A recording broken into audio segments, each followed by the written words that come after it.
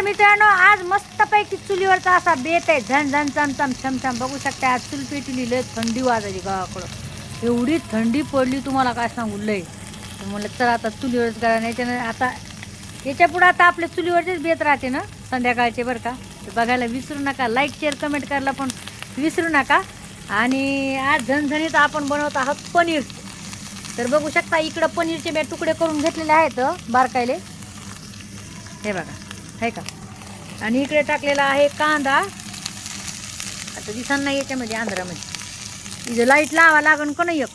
हा बघा कांदा टाकलाय, थोडी अद्रक टाकली, 2-3 पाकळ्या लसूण टाकलाय आणि टमाटे टाकलेत. आता मस्तपैकी थोडे आपण भाजून घेऊया काय. आणि आता इकडे टाकलेलं आहे आपण पनीर.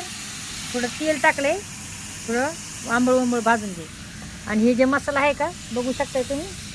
आपला टमाटा कांदा जे काय आहे ना तुम्हाला सांगितले ते वाटून आणते मिक्सर म्हणून.